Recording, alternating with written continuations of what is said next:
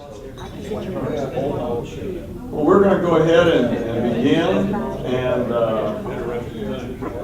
it is great to have all of you here and on this nice warm November day, and I don't remember it being this cold this early, but Tom reminded me that it always is because it's close to his birthday, and that's when he says the first freeze usually occurs around this time, so I'll take his word for it. I've asked Ron Lynham to give our invocation today, so if you would be standing for that and then remain standing for the pledge to the flag. Father God, we come today, this time of honoring our veterans. We just today want to thank you for helping them to keep our country safe. We know, Lord, there's a lot of evil across our country, but we also know there's hundreds of thousands of godly people like the ones in this room who offer up prayers for the safety of our country. And we come today asking you to honor those prayers, Father God.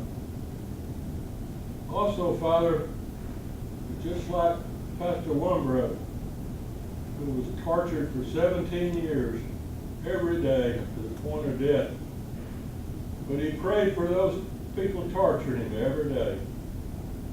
So in that context, Lord, and a lot of them came to God, we will come today, Lord, and pray for people like George Soros, that maybe your spirit power would convict him before it's too late. Now, Lord, thank you for this food. Bless those that have prepared it. Be with us and keep us in your will. We pray in the holy name of our Lord Jesus Christ. Amen. Amen. I pledge allegiance to the flag of the United States of America and to the republic for which it stands, one nation, under God, indivisible, with liberty and justice for all. You may be seated.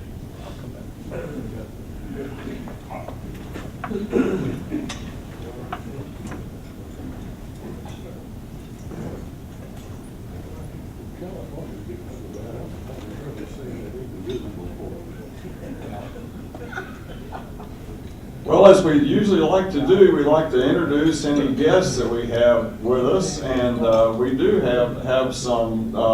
Lester is over here, and it's been about 5 years since he's been to one of our meetings, so I've asked him to introduce himself from down here from Western Canada. So go ahead, Lester.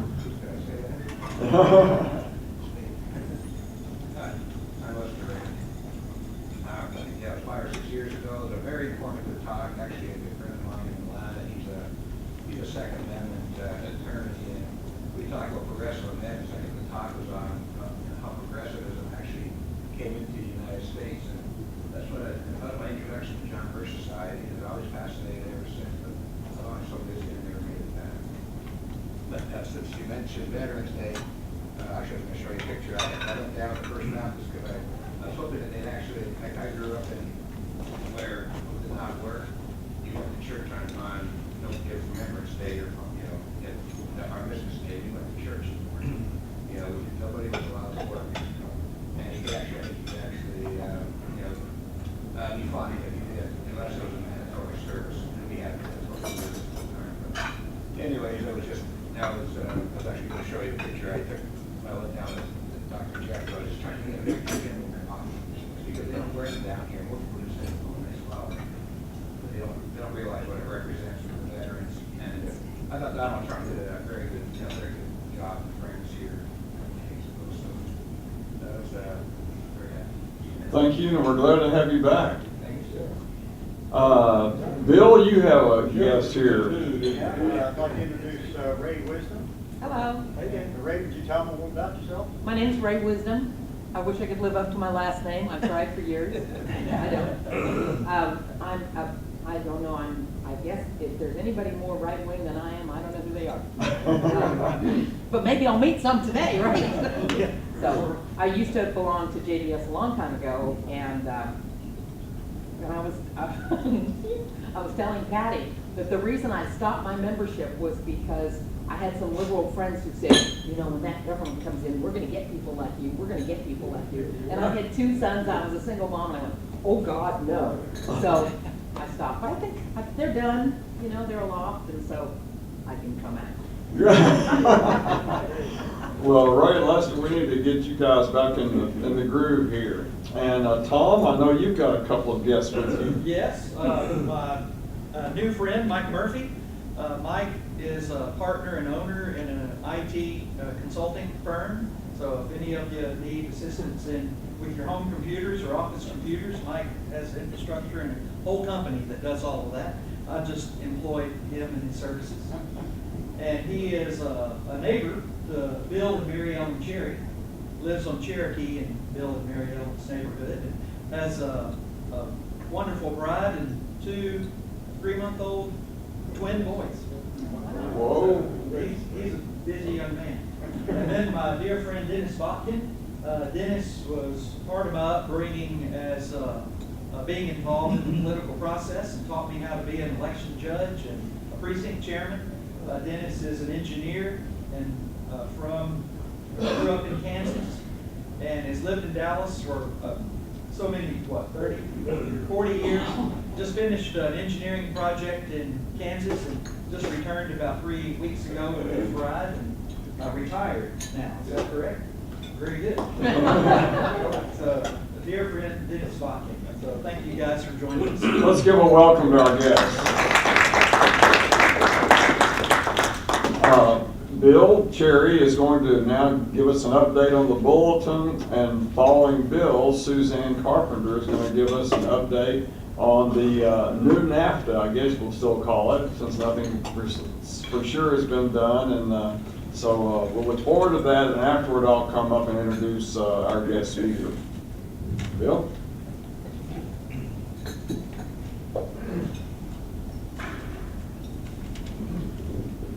Well, since the bulletin was on NAFTA, I'm going to say my comments and let Susan carry forth on those. But did want to make a few comments on the election that we've just been through. And I think it's kind of eye-awakening to a lot of people, the whole length and breadth of it, to see particularly the antics of the media and how they totally expose themselves to being tools of the left. But the deeper you run into the ballot, the more you see the effects of the Beto race in our country, particularly in Houston, it's in our state, particularly in Houston, Austin, Dallas, and San Antonio, where in those counties they just pretty much swept the lower offices in the courthouse, and particularly most of the judgeships, particularly the appellate judgeships. And it was mainly because of the state party voting. We lost 12 state legislatures, we lost 2 congressmen, we lost 2 senators, and lost on the appellate jurisdiction area throughout the state.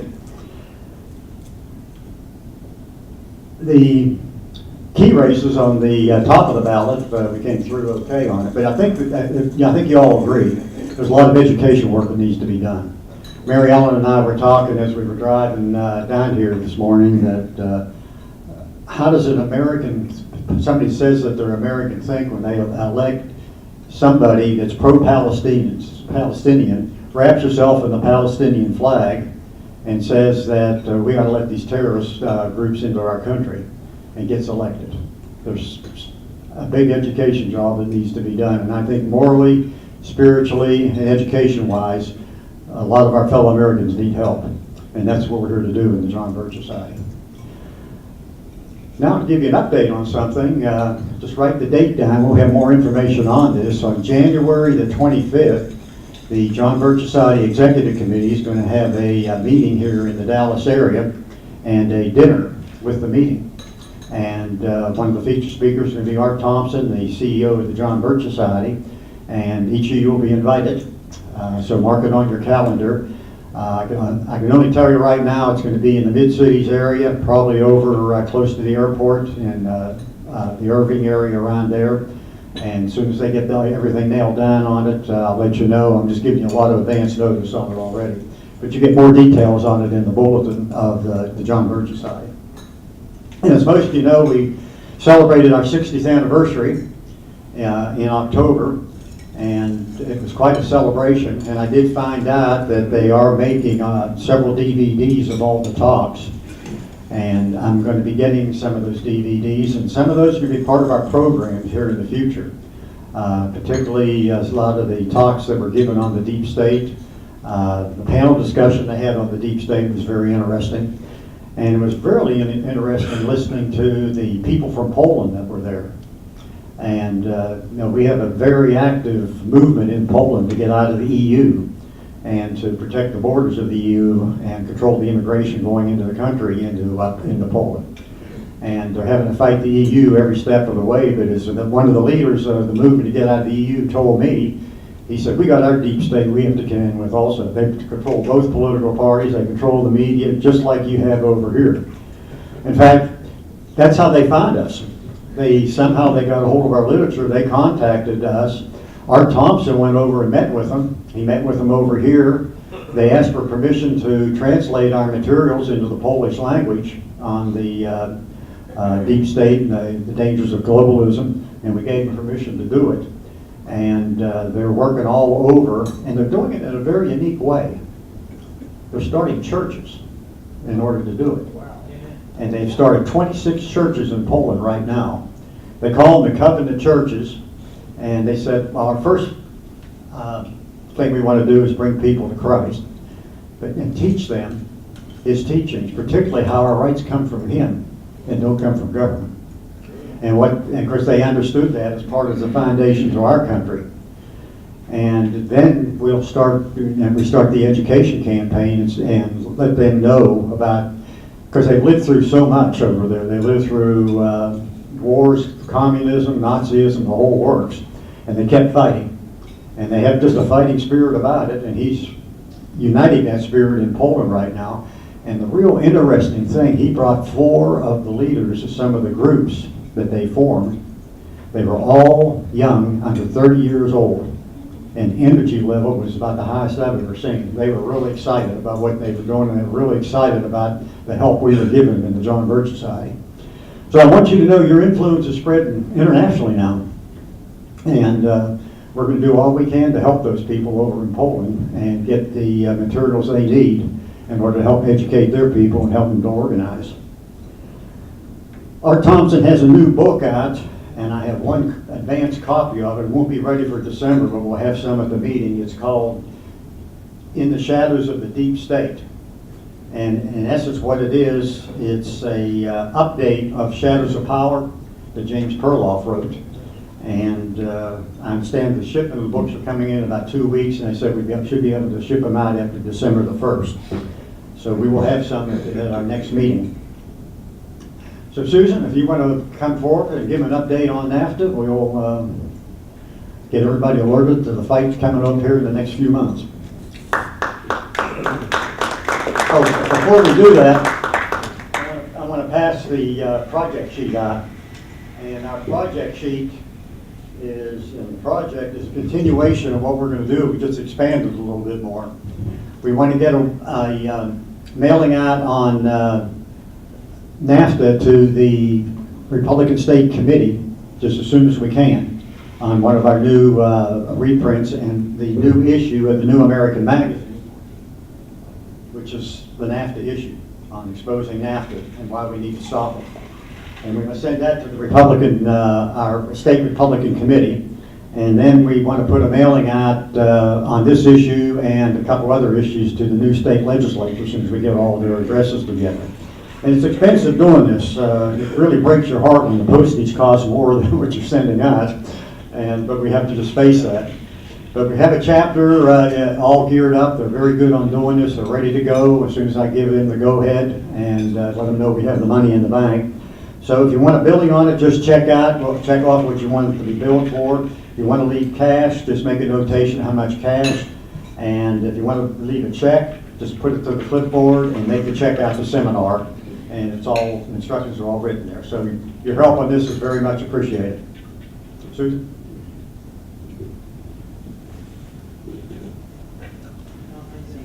Thank you, Bill. I gave a handout. If somebody didn't get one of my handouts after, let me know and I'll give you one. This USMCA, this is NAFTA on steroids. Trump has said that this is a terrific deal. I hope he's just being deceived and doesn't realize how bad it really is, because it's much worse than NAFTA, and concerning the undermining of American sovereignty. This treaty, it's a treaty, it's not a bill. And the reason that they want it to be a bill and not a treaty is because then they can vote in both the House and the Senate with just a majority vote, whereas a treaty requires 2/3 of the Senate to pass, and it would be much harder to pass it. This is so bad, this USMCA, that the globalists who lambasted Trump for renegotiating NAFTA are now praising him for it. That's how you know when you watch in the media that something's anti-American, when you hear the words of the socialist media and the elite praising something. For example, Canada's Socialist Foreign Affairs Minister, Chrystia Freeland, has touted the USMCA as a very progressive trade agreement. And Senator Chuck Schumer and his Freedom Index score voting constitutionally is 15%. He says Trump deserves praise for his efforts to improve NAFTA. I mean, that gives us the hint right there that this is not good for America. Chapter 23 on labor subordinates America to the International Labor Organization and obligates each country to recognize the right to collective bargaining, which could conflict with right-to-work laws. And if you think that this is a stretch, that this couldn't happen, do you remember in 2015 when the COOL law was repealed? And the COOL law is the country of origin label that was amended to an agricultural act in 2008. Congress added this to that act because Americans wanted to know where the meat they were purchasing came from, which country. Well, Canada sued in our courts, in our American courts first, saying this was not right, based on NAFTA. And our U.S. judge ruled correctly that America had the right to do this. This was constitutional. So what did Canada do? It went to the World Trade Organization Investor State Dispute Settlement Court, which are written in Chapter 11 of NAFTA. I mean, these are courts that supersede our courts. And the World Trade Organization ruled in favor of Canada and against America. Well, that's awful. But the worst thing about it was our Republican-controlled House agreed with this and repealed the COOL Act. So it's not a far stretch to say that this could happen with our right-to-work laws in America. And though USMCA doesn't have a separate chapter on gender issues as Canada wanted when they were doing the renegotiations of this, all three countries, though, in Chapter 23 are required to promote policies protecting gender identity, thus further advancing the LGBTQ agenda. Notice there's no chapter to protect Christians' rights. McConnell and Ryan have both said publicly that they will not take this up this year in the lame duck session, but does anybody here really trust those two guys? Good, in the right place. Many Republicans are urging them to reconsider this and take it up in the lame duck session. So we must call Congress, President Trump, our representatives, our senators, and tell them no, no, no, no on USMCA. So I hope everyone will take this and call and tell them to vote no, and do not take it up in the lame duck session. Thanks.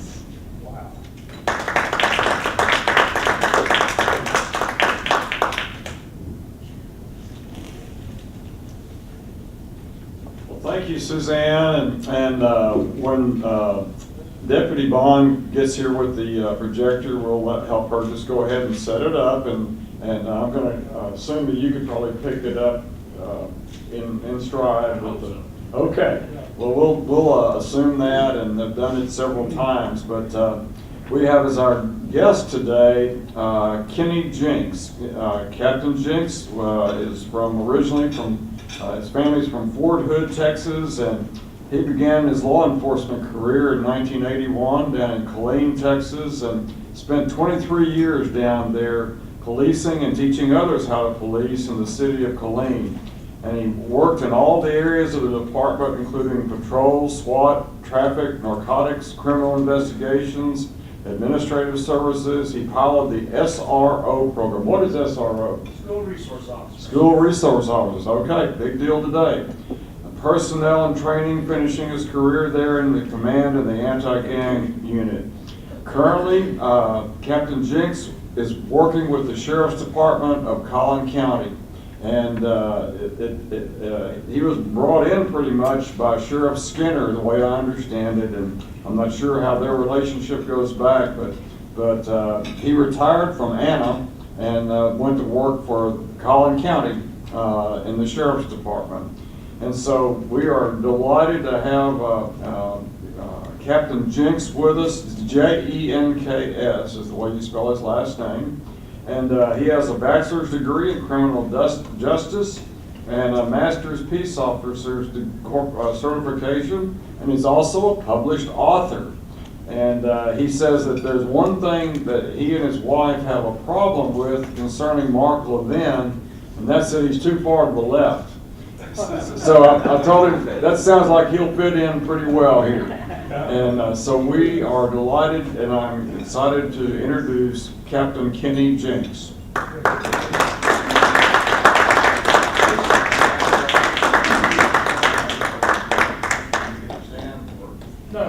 No, that's fine. I'll stand. I probably talk loud enough. I don't really need this. Very much. Well, good afternoon. Thank you so much for the invitation to Sheriff Skinner's group to come and speak to you today. We share a lot of the same political views, me personally, with you. And as you know, Sheriff Skinner's a staunch Republican. And on his behalf, I send his compliments. He's down in Austin as we speak. I guess they're prepping for the upcoming legislative session, and he's part of the State Sheriff's Association's attempts to get some good, positive legislation passed. Lieutenant Bristow, our Public Information Officer, was originally scheduled to come and speak to you today, but because the sheriff needed someone to drive him down there after he had a medical appointment, Lieutenant Bristow went ahead and took care of that. So I'm here. We were hoping you had that stuff already arranged to come and do a presentation that was basically picked by Lieutenant Bristow to come and talk to you about the North Texas Sheriff's Criminal Interdiction Unit. How many of you have heard of that? Do you know what that is? You have, sir. Okay. I don't know what interdiction is. You don't know what interdiction is? No. Getting in the way of the bad guy on our part. So. Amen.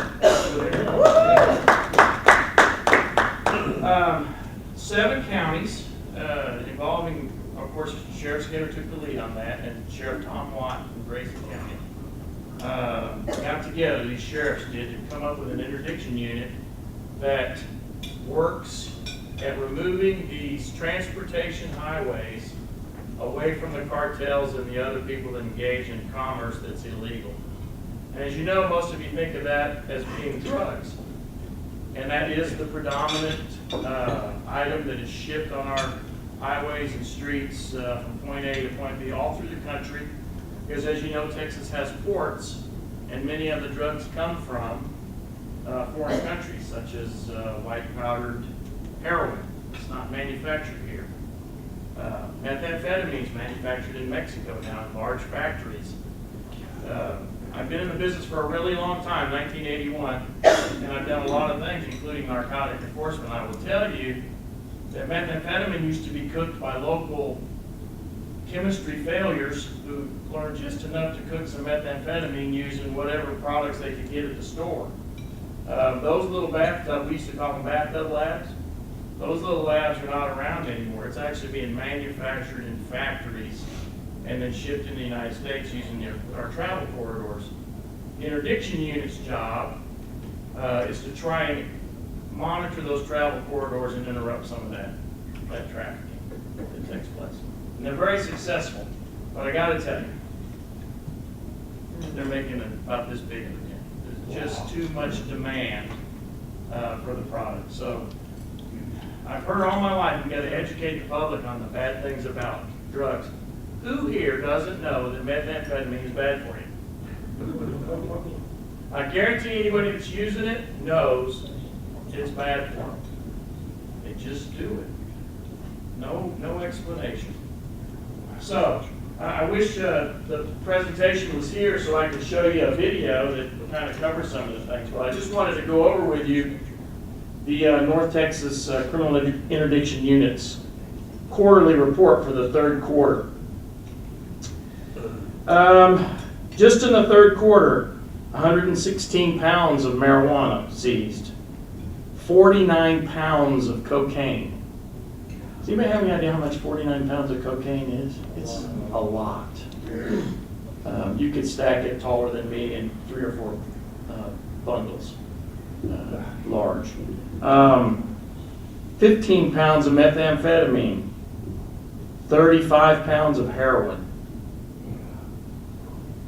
Heroin's an opiate, as you know, and there's an opioid crisis here, which is one of the reasons the sheriff and the other sheriffs of the 6 other counties decided to form the unit.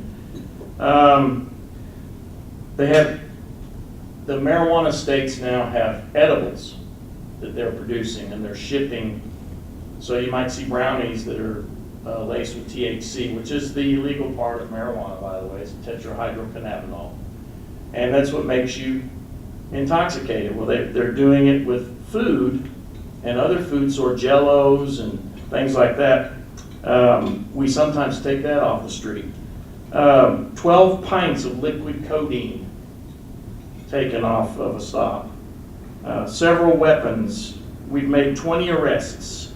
Does anybody know what fentanyl is? You've seen it in the news. Fentanyl is a synthetic opioid, kind of like morphine, only stronger.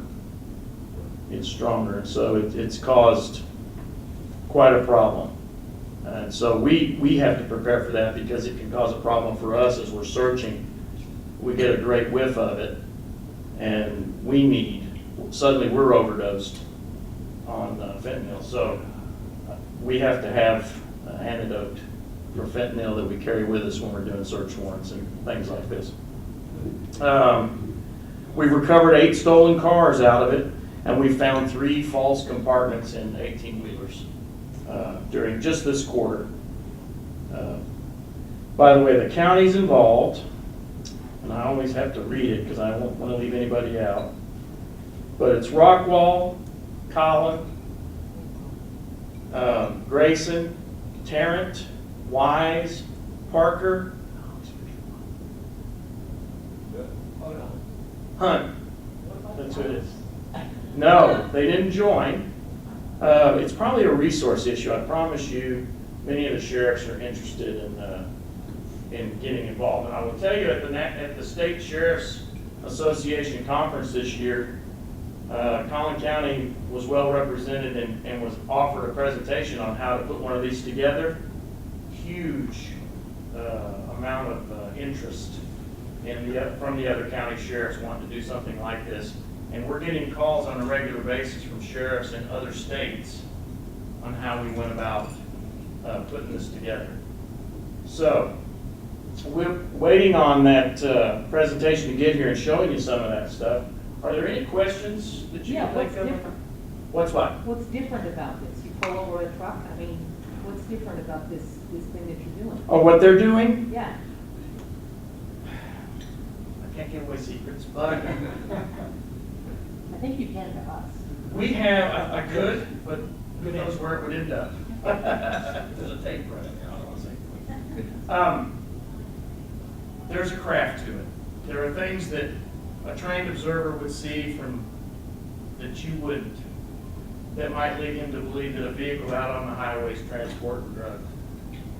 Using a probable cause stop, meaning there's been a violation of some kind, and talking to the occupants leads it further.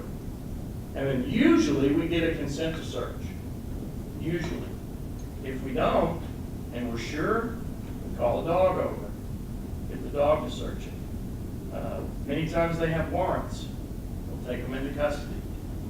Search the car then, subject to arrest. So there's many ways that we do this stuff that we find, but it's a specialized training, and your experience and training leads you to these stops. Yes, sir. Incidentally, this video is going on the internet.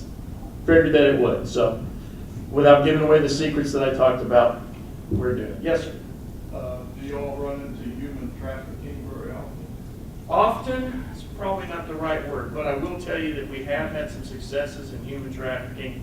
From this unit, a little girl who was in the parental kidnapping case ended up to be with a group of people that weren't even family that had drugs and stuff with them. So we call that a human trafficking case because of where they were headed. And we think we interrupted that little girl's life probably from a lot of misery. So I do know they've had some of those, and we've actually served some murder warrants from other states on some of these stops. Yes, sir. You said the bathtub laboratories are, what's the problem with them? Is the quality of this stuff so poor that they prefer to deal with something that's made in another country? I think they couldn't produce it in the amounts that would make that kind of money, so they've pretty much been run out of business by the large groups. Deputy Pond, come on in. As I'm just talking, your field set up. I have a question. Yes, sir. How much will, I've never understood or how to put it, how much the average little young user on the street pays for however much cocaine or marijuana or however he's gonna use it? How much does that cost him? The user. Yeah, what's the going cost? You might see a price of $400 or $500 per gram on certain drugs like cocaine, heroin. So, that being said, when I as a police officer am working property crime and aggravated robberies, who do you think I'm chasing? And the people that it doesn't allow you to work a steady job where you have a good income, so they have to get the money they need to support their illegal habit. Have you run across the human trafficking part of that business that brings kidnapped teenagers in from Central and South America to harvest their body parts for the medical industry? I have no information on any of that being interrupted here in the Metroplex. We've heard that it does occur. I can't tell you one way or another whether or not that's true. I don't know why they would bring them to harvest the organs here. You'd have a hard time finding doctors to do that in the United States. So I'm guessing if they were going to harvest organs, they'd harvest them there and send the organs. Well, I met a man in Florida who was fighting that trade. And he said that he and his partner had tracked it from South America all the way up to the Texas border. And they turned in the names of a few border guards at the time who passed through. And then there were some arrests, but then a few days later they were all back out to their jobs, and they realized this goes a lot higher than we thought. So they're spending their time down in those, they like to get teenagers because their organs are mature enough. And they like to get them from the outlying villages where there's less pollution, like in the cities. And so they go to these little towns and they train all the parents to never let their children out of their sight 24/7. The trade moves out further into the forest and then they move out further and so forth. But apparently that's a big industry. Could be, we're just not seeing it. It could be. The human trafficking that we deal with, on the majority of which is when I was a young man, it was called pimping. The pimp on the street would find the younger females who get them on the drug habit, help them with the drug habit, and then supply them with their drugs in return for providing sexual favors. And so, the term has evolved into human trafficking, but most of it that you see is convincing people to do prostitution and other things. That's most of the human trafficking that we observe here. All right.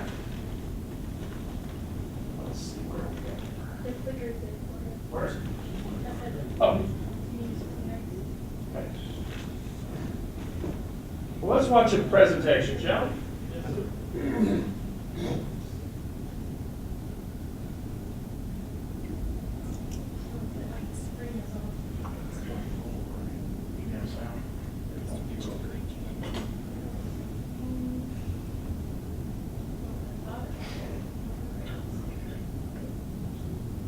can put the microphone next to it. I can't I? That will amplify the sound.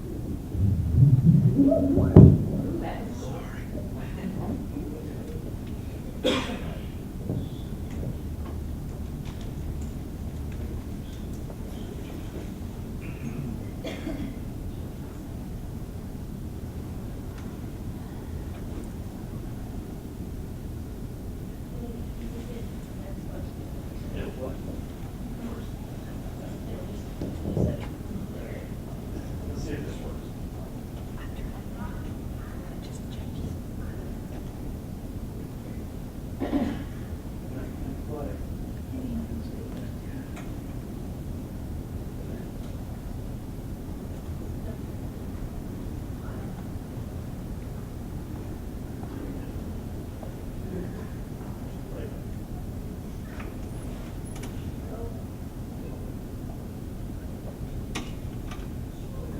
Helping catch criminals trafficking drugs and young girls up and down the state's major highways. News 12's Kristen Weaver spoke with the Grayson County Sheriff, who helped get the task force off the ground, about the country's first unit of its kind. Back when Grayson County Sheriff Tom Watt had just been elected, he met with the new Collin County Sheriff, and the two corralled 5 other sheriffs to combat crime across county lines. We talked about doing this together all the way up to the Red River on US 75, and then immediately we thought about calling all the other sheriffs together, which we did. Collin County Sheriff Jim Skinner got together 7 counties, Grayson, Hunt, Parker, Rockwall, Tarrant, and Wise, to create the North Texas Criminal Interdiction Unit. To use specialized people for specialized jobs. The sheriffs thought they could stem the flow of illegal drugs and human trafficking victims being taken on major Texas highways, like US Highway 75. But there's more traffic coming out of Dallas going into Oklahoma on 75 than there is 35. The cartels, they try and move their product just like any other business as cheaply as they can. The unit makes an agreement that any deputies in the 7 counties can make arrests in any participating county. Since starting in December, they've seized thousands of dollars of hidden currency, 61 pounds of meth, about 1,500 pounds of weed, and more drugs including cocaine and heroin. They also rescued a missing child along with arresting 2 murder fugitives. Why? You have a murder warrant out for your arrest. A murder warrant? That's right. The unit is the first of its kind in the U.S. They have no federal funding, but say the end results are worth it. This is a national problem, and we've all got to be willing to jump in to try to deal with this. In Collin County, Kristen Weaver, News 12.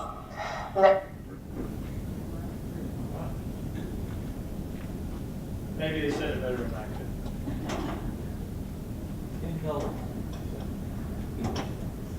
it's the Criminal Interdiction Unit. We talked about that. These are highly trained deputy sheriffs. And what we do is the team of deputy sheriffs from the 7 counties, and I think there's 10 members now from total of 10 deputies from the 7 counties. They work together in these pushes. They'll have information, okay, there may be some big loads coming through Tyler. So they may go to Smith County and work with the Smith County Sheriff to try to get that stopped, etc. So they work together, they move around wherever they're needed, and we try to stay in those 7 counties, but sometimes it leads us elsewhere. And this tells you what the North Texas hub exactly is. And as you can see, going straight up Dallas to Tulsa, 75. Okay.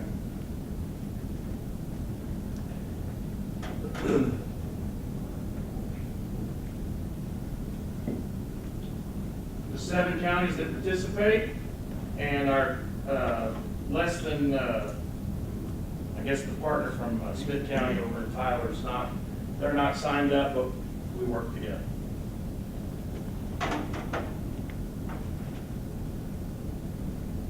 Texoma High Intensity Drug Trafficking Area. You ever hear an officer mention HIDA? That's what he's talking about, high-intensity drug trafficking area.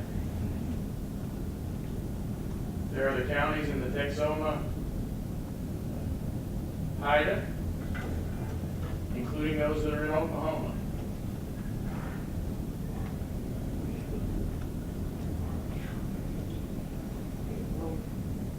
They did a national drug threat survey, and at the end of this series, you'll see all the participants. And this tells you what are rated as, by the people that responded to the survey, you know, the most dangerous drugs or the most problem drugs for them. What's MPS? That's those things like I talked about, the codeine, the liquid codeine, the synthetics, the K2s, if you've heard of that, things like that. Ecstasy.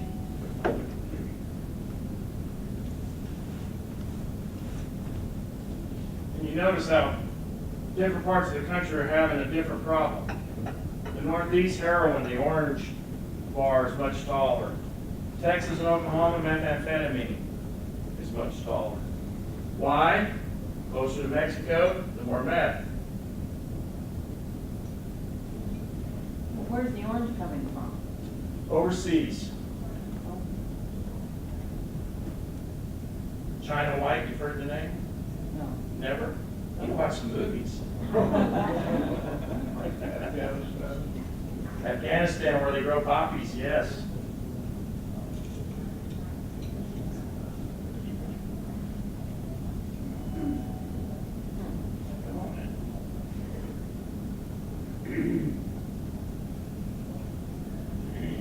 Talked about heroin. We used to only see heroin in Texas in small amounts that is called black tar heroin. It's black, manufactured by folks in New Mexico. It crossed the border and make its way up here in small amounts. Now we're starting to see the white powder that's not manufactured anywhere around here.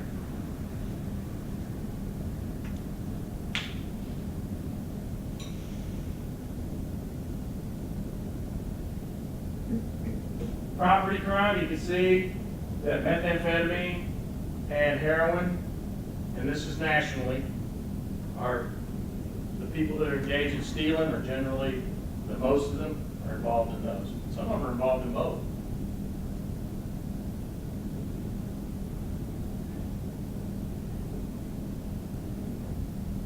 And this is violent crime. So a little bit of a difference. Meth goes up on the violent crime, and flip-flops with heroin. On the other side of property crime, it was more heroin, right? So violent crime is meth. It's because they hallucinate. It turns them into schizophrenics, paranoia, etc. Everybody's out to get them, so they're more violent. Uh-oh. Okay.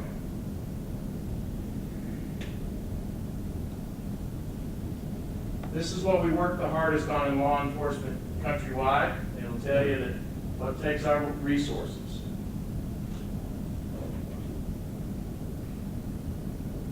And here are the areas that responded to the survey. So you can see that when they took it, you can see the Northeast, the heroin orange dots, and then as you move, you'll see more red and yellow and greens the further south you go.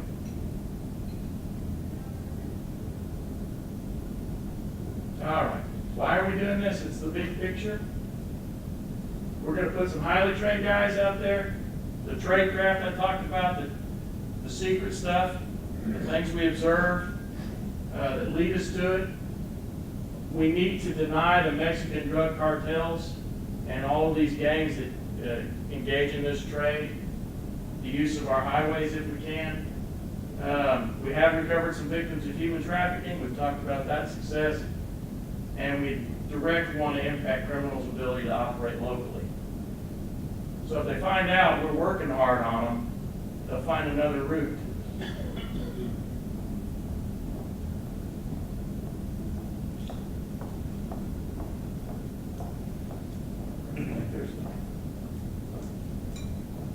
Collin, Grayson, Hunt, Rockwell, Tarrant, Parker, and Wise right now. I can see that growing in that size.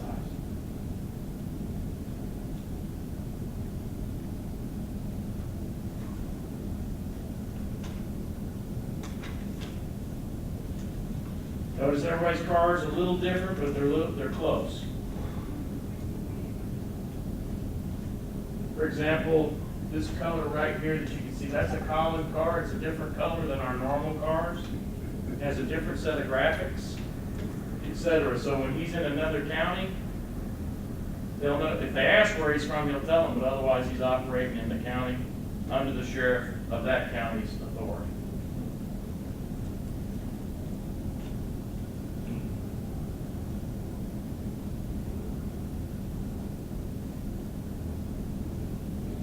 About that.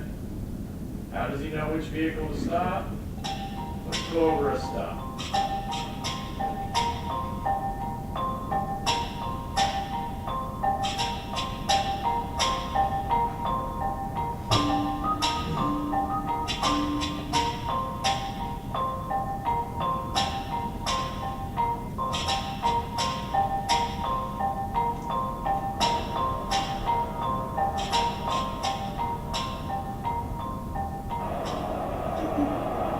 This van had a driver's side tail light out on the trailer. Now he's following this white truck too closely. And his turn signals aren't working on his trailer.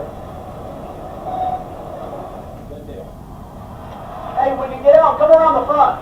Come around the front. I don't want you to get sideswiped or anything.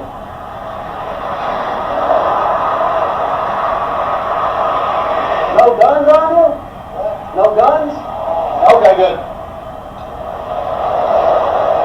Hey, just, huh? No, when you move from the middle lane? Engine, he's been in Mexico for a week. Notice there's no, the tooling here indicates recent removal. Tooling here. Tooling here, fresh armor roll going across the support beam, fresh armor roll on the radiator shroud.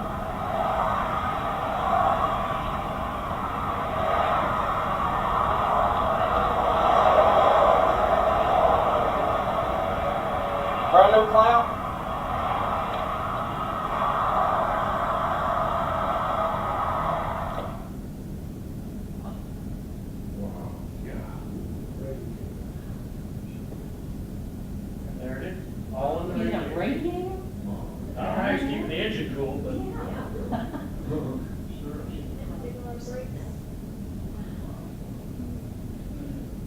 What she said, you took a lot of brakes. You can heat the engine up pretty good. You pull over and wait, cool it off, go again. Cool it off, go again. I would think the engine wouldn't care. Wow. All right, this is just some successes. We catch a lot of fugitives because a lot of times the license plate has an alert on it. So everybody knows the normal person that drives that car, when an officer runs into it, he gets a little ping when he stops him or whatever. So he knows, hey, that's not a very nice person in that car, be careful. That bottom picture, what are those containers? Those are containers I talked about earlier that were liquid codeine. Okay. Were those like thermoses? No, I think those are like the plastic, like peroxide type bottles. Okay. Yeah. So it's not just pulling him over, but it's actually looking, knowing where to look, knowing what to look for. That's right. So what the deputy was doing there, he was talking you through what he was seeing. That was before he searched. Yeah. All that's probable cause to look further. But he also got consent. Yes, he did. Now you ask, why do they give us consent?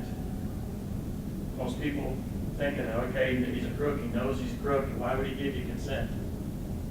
I don't know why they do, but they do. I wouldn't. They do. How rude. No offense, but. They probably don't think you'll find it. This guy didn't think we'd find it, he had it in the radiator. But they do. And so the good news is, and many times he's just a driver.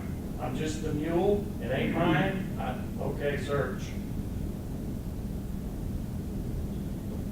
What are their penalties for being a mule? Possession is possession. We don't care how you came about being one, if it was yours or not. So you're talking about first-degree felonies for this kind of stuff. What happens if they say no, we can't search? Well, what we talked about. I probably have probable cause to search already when I'm asking. So if he says no, I say, okay, I'm going to search anyway. And this is why. And if I've articulated all that stuff, now you understand where probable cause comes from, I'm going to go ahead and take a look. Because he had enough to look in that bad whether the guy said yes or no. And we also have a canine unit as well. Talked about that. So they'll usually run them around and if they hit. And the canine will add to the probable cause that we're already trying to develop. Okay? Yes, sir. I don't know if you can answer this. Do you guys offer them to abandon their vehicle? Is this something you can talk about? No. You want me to tell them about what Kentucky does?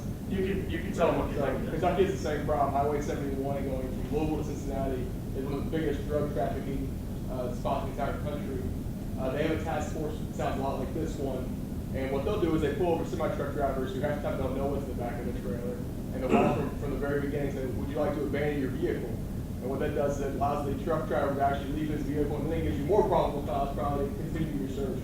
I don't know if that's the cat out of the bag, but I've heard that's a very popular tactic in Kentucky.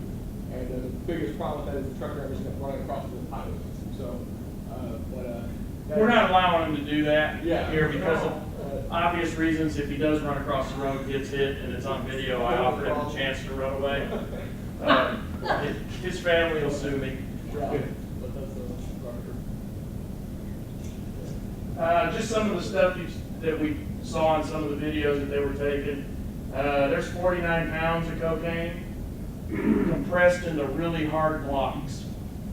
So that means they have equipment, industry type stuff. This was on 287 in Wise County, 50 pounds of marijuana. 73-year-old guy driving that vehicle from Los Angeles to Austin. Why do you like to go to Austin? Are there still laws that permit you to impound the vehicles and then sell them, and then the department can put those revenues? Forfeiture, yeah, there are still forfeiture laws in Texas, Chapter 59. Yes, but many times it's a rental. We don't seize those. It's not theirs, and there's a lien on it. So if I stopped a 2015 Porsche 911 Turbo, and he only owed $5,000, I might pay the lien off and then auction that vehicle. And it's probably going to generate some revenue. If he owes $100,000, we're not going to be able to, because the lien holder has right to get their money whether the vehicle's using crime or not. Yes, sir? I've done sales since I got out of college, and I drive a lot. And I've been pulled over a zillion times. Not a zillion, hundreds. I have driven Porsches, everyday car. You're kind of cavalier about the civil asset forfeiture idea. Am I cavalier about it? It sounds like it from back here. There are forfeiture laws that exist. Are they good laws? Not for me to say. Not for me to say. They're the law, we follow the law. If I can take the guy's $50,000 cash that he just took as he sold 10 pounds of cocaine, I'm going to do that. The law allows me to do that. What do you do with the money? What do you do with it? The forfeiture funds have to be used to advance the law enforcement mission. And so every dime that's taken with forfeiture is from drug dealers. I don't know. I can't swear to that, but I have made. Shouldn't someone know that? I've made thousands and thousands of. Well, I'm not the guy to ask. I don't have the database in front of me. That's the only thing I would tell you. But I've made thousands and thousands of seizures in my career. Every single one of those was either the vehicle committing a felony. In other words, they were doing a burglary or something, and they got stopped. With the stuff in the back, we forfeited that. Or they were transporting drugs. I've not forfeited anything else other than those. And I know that in Anna, we forfeited one because the person used a vehicle to commit a murder. We took it. Are their assets taken before they're convicted of a crime? It's a different process, so it could happen faster, but sometimes it doesn't. But it's a civil process, not a criminal, so it's different. It's handled differently by the court system.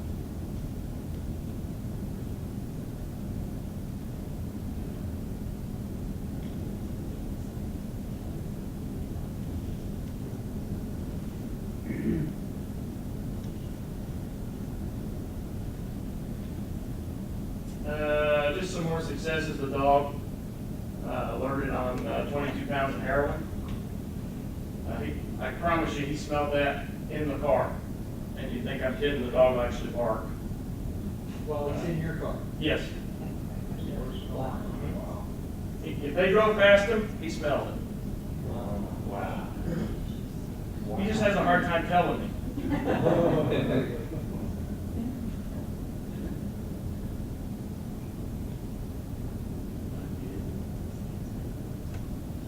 That's 50 pounds of marijuana. This one here is probably, well, this is interesting. Here's one of those compartments we talked about that hidden on the trailer. It was empty though. Up near the hitch pin, he created a box and then welded it, and it had a lid, so he had a place to hide stuff. Yes, sir. How many different drugs can the dogs identify or find? We try to train them on all of them, but they're probably going to be better at the ones they smell the most. We try to train them on all of them that they're going to run into. Yes? One question. You said some of these drugs come from other countries, Yes. overseas. Which is the big sort of overseas source of drugs? We talked about Afghanistan earlier, where they grow the poppies to make opiates. Heroin has always come from China. You can go all the way back to the 1800s in this country. The opium dens, they brought it with them. They brought it with them. So they've always produced opiates over there.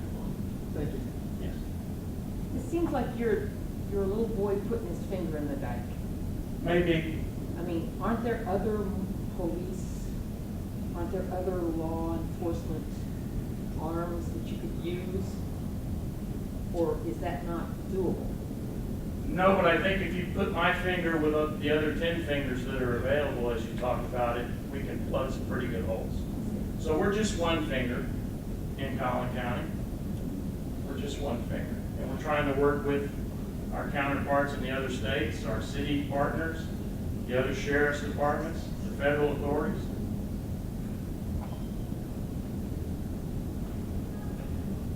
Let's face it, till Americans quit using at the amounts that they do. A couple, or Mac 11 that we see is a fully automatic.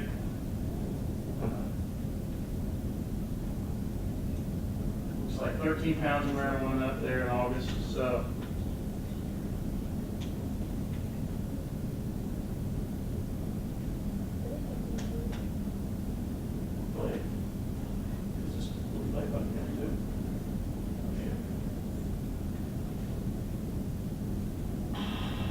And this is just kind of. This was the start of the unit, their first order.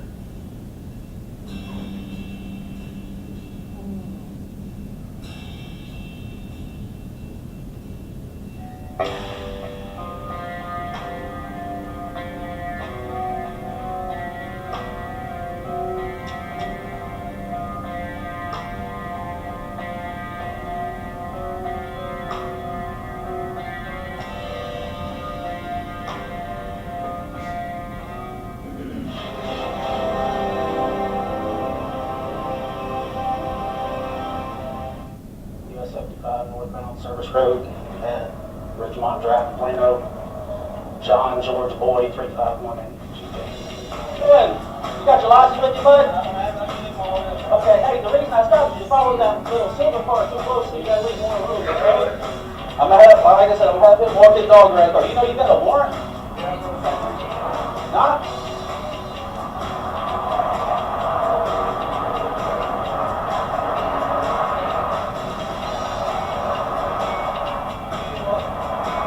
Deputy said, hook him up. Huh? We're going to put the cuffs on.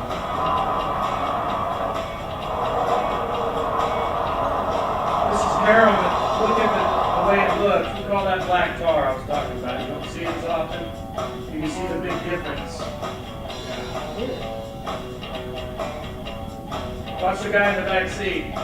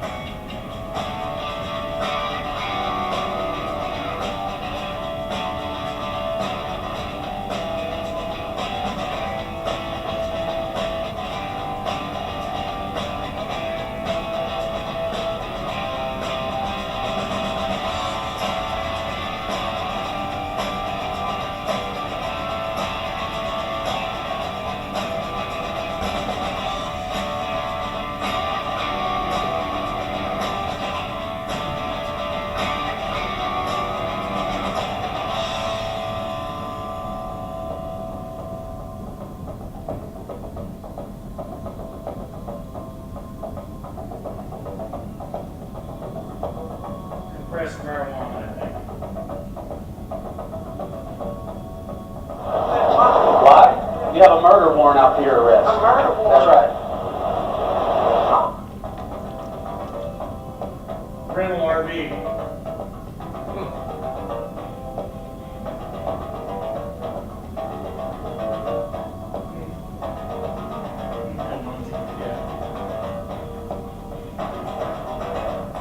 Look him up, he's telling him. Here's your marijuana bags.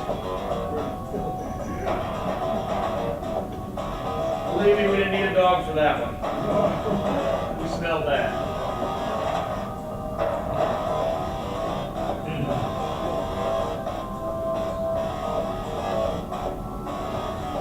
What would a mule get paid for that? I don't know. I've been out of the narcotics enforcement business for a long time. It might be nothing. They might just not kill my family in Mexico.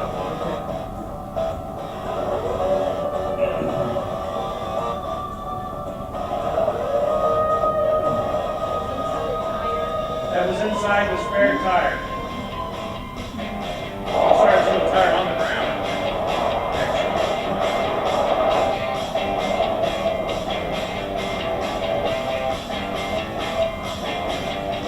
Nice. There's Sheriff Skinner on the right, working with him. They're cutting open a propane tank. And lo and behold, no propane.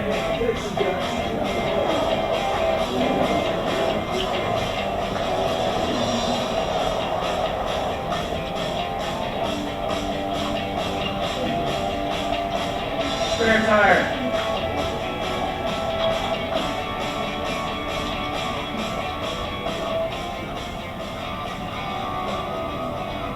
£18 of that.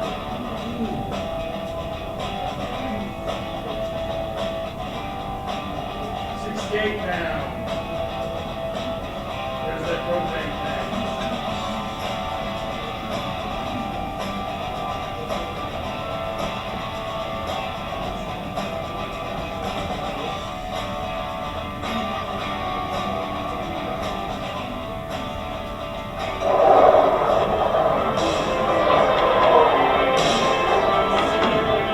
Here's his punching bag when he works out.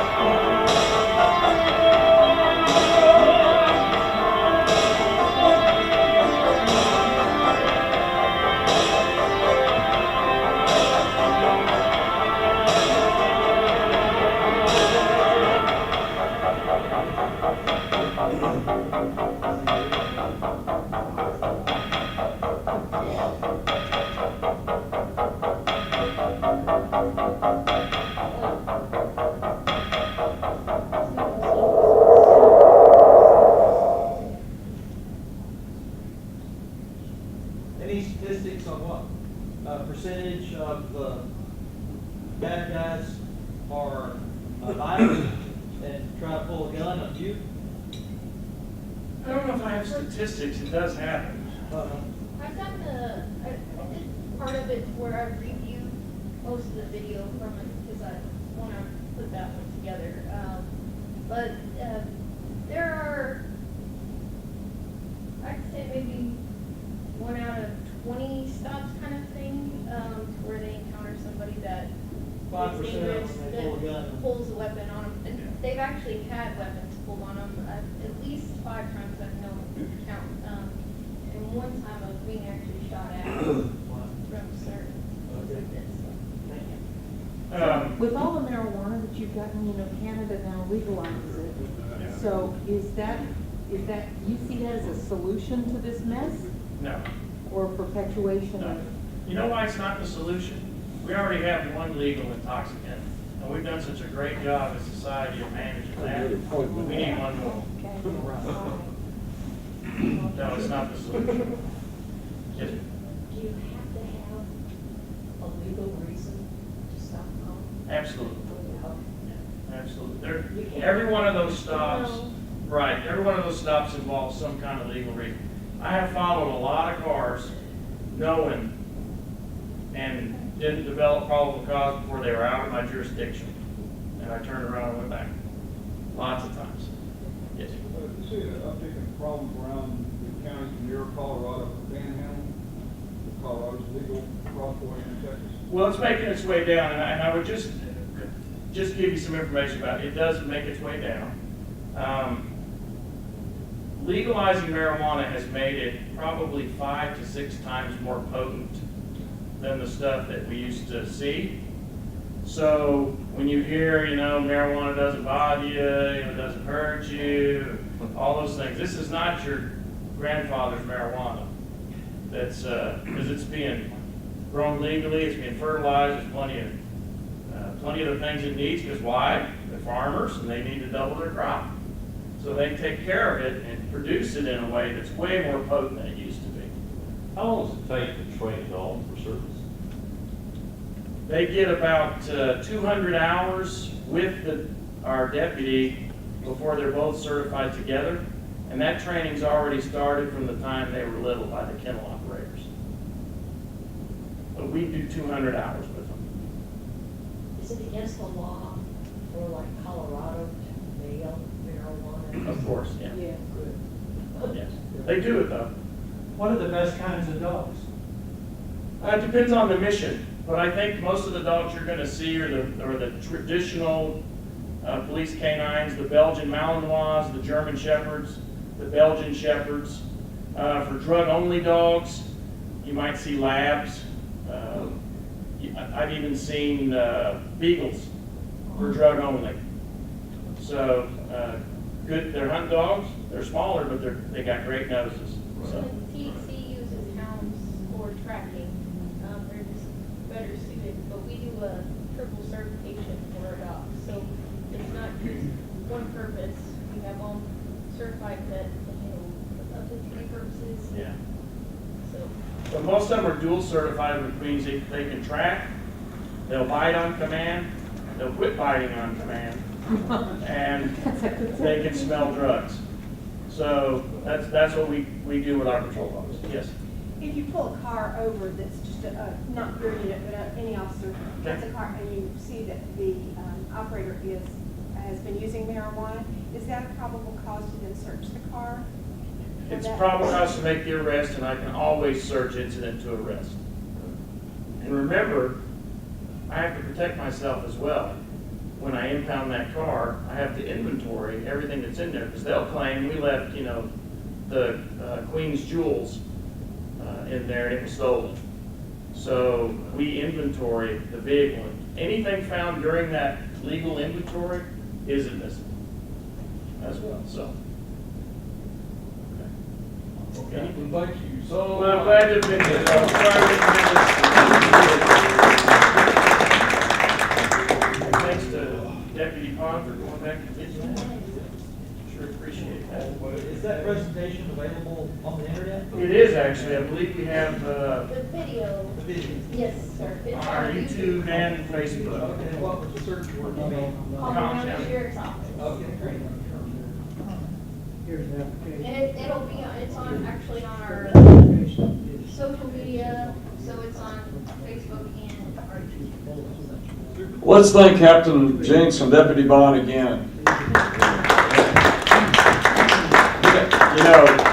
Someone mentioned it seems like you're putting a finger in the dike, but this operation is just less than a year old, and looks to me like you're doing a heck of a job. Well, 10 we hope we're hurting them. 10 men or women, and that's a big step to take. Consider all the I law. have one more question, and it has to do with how we can help you. You've mentioned resources. All the counties that they have to come up with them, the ones that are participating now. What happens? Where does that come from? Probably from the general tax dollars that are brought in. I can give you some creative ideas. We have used asset forfeiture money to combat the same stuff. So, in fact, I think 2 of my canines were purchased with asset forfeiture drug money. So, we try to, like I said, we try to advance the mission using that money. And that's things that we can get that maybe the commissioner's court doesn't want to fund. And so we use that money to do some things that help us. Ted? You mentioned the beagles and shepherds. How about bloodhounds? There are groups that use bloodhounds, but almost exclusively for tracking people because their noses are so sensitive, drugs tend to hurt them, if that makes sense. Yes. And by the way, when I talk about that fentanyl, not only are my deputies susceptible to some type of needing or having an overdose due to fentanyl, so are my dogs. So the Narcan, we carry doses for our dogs too, in case they stick their nose in the wrong place. Just the smallest amount of that Yeah. is deadly. It's nasty. Yes, sir. Thank you. Very good. Well, A couple comments. I thank think you. I read this a while back that dogs' nose typically is a million times more sensitive than your humans. So you can imagine what they smell. It blows me away. Actually, since I was now Suffolk County, I left. I got there almost 40 years ago. I was dead and I became a socialism and saw what it did like people around me. But I'm told with that new legalization, because I've been actually, I see where, I see on the internet, old friends, I have to unfriend them because I can't take their rhetoric anymore. But I was told that the legalization brought in a whole new, you want to say chemical warfare from law enforcement, when I say warfare, that actually, I guess, opened the door and they pretty much analyze the person down to make sure they get down to the molecule in their blood to see what they got going on. I guess they opened the door. So at the same time, to me it's a strange combination. I really don't like the socialism out there. I actually can't stand it. I never liked Daddy Trudeau and Sonny Boy. I think very good either. So, but, Thanks. You bet. Great presentation. Well, it's happening in our country as well, so, I mean, in the states that are doing that, and I always hear, and this is something you can use, and I'm gonna get out of your hair. They tell you how much revenue came in tax revenue. What they don't tell you is how much they spent to regulate it, and how much it's costing us in other things, like drunk driving, crashes, fatalities.